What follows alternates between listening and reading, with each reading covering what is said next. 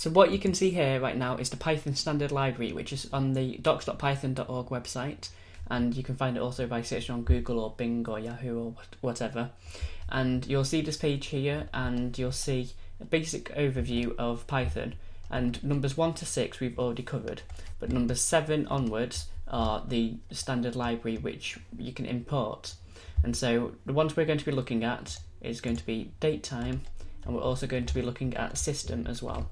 And I would recommend that you read through all of these at some point and see what is actually possible with Python, because it is a very powerful language, and so being able to find what's actually available for you to use is very useful. And so here we go with the system and with datetime. So first of all, with datetime, it allows us to manipulate dates and times in, as it says here, in both a simple and a complex way. I'm only going to show you the simple way of doing it, simply because I'm just giving you an overview of what a module can actually do, rather than showing you how to use the datetime module. And then we'll also be looking at the system and probably the OS one as well, because it allows us to interact slightly more with the actual Python modules than the datetime will. So first thing I'm going to do is I'm going to import datetime, and then from there I'm just going to get the current time right now, which is going to be now is equal to datetime dot now, and then just print now. And the time right now is the 13th of July 2012 at 1 minute past 5. So that is the time now, and if I run it again, then you'll see that the time's changing slightly. Now, one thing in which I find quite useful in using this actually for is if we had a program running. Now this isn't a real program which I'm building, but it allows you to see what I would actually use it for. It allows us to work out the difference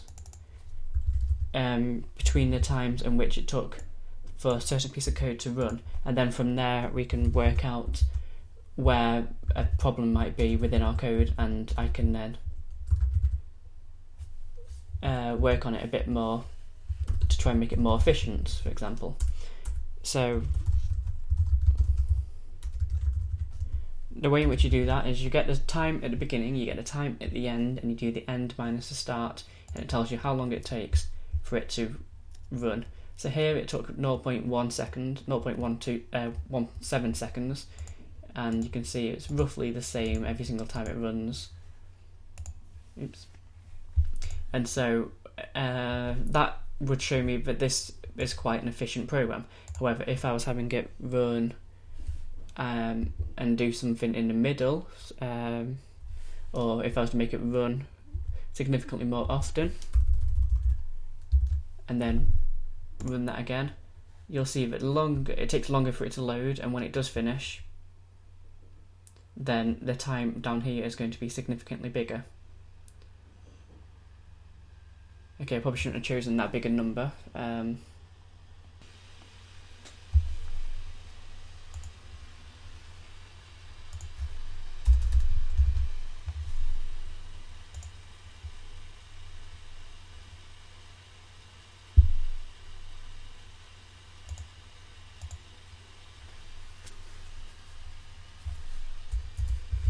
So what I'm going to do here is I'm going to print out what the number is each time, so that way it's adding a bit of extra time onto it.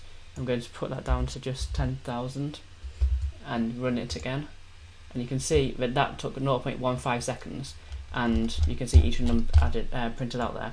Now if I was to remove that, so 0.155 is the time it took, if I was to remove that and print it again, you see it's 0.016. It's significantly shorter, and so that shows me that this is more efficient to run than it would be if I was to run it printing it out every single time. And also printing out every single time is not an efficient way of doing it in terms of readability, because it's just going to be 10,000 lines printed instantly basically. And so I can work out from that I shouldn't really be printing out every single time, but maybe every 1,000 times if I needed to. So that's one example in which we could use this. there's many different ways in which we could use it, and that's just one way in which I use the date time. Also, I'm going to show you the import, and then we're going to show you system. Now, system allows us to show several different things, and the full list is available on the Python website. The one I'm going to be showing you is the path. Now, the path is a variable that's contained within the system, and it leads to all of the compilers that we have and installed, like Java, Python in this case, maybe PHP modules saved which you might have compiled using Zend, any things like that. So here we're getting quite a lot of different frameworks that appear in, and this is all of the actual modules which are appearing. I mean, all of the path variables which are there. Now, we also have sys.name. Sorry, I was thinking os.name. So if we swap that over, you'll see where it's called POSIX or something. Now, I'm not sure why it's called POSIX. That's just the special name which is given to Mac OS X Lion. If I was on Snow Leopard, it'll be different. If I was on Mountain Lion, it'll change again. I'm not too sure why they have these weird names, but it's just an identifier for the actual operating system. For example, if I was on Windows, it'd say NT for Windows Vista and Windows 7, I think.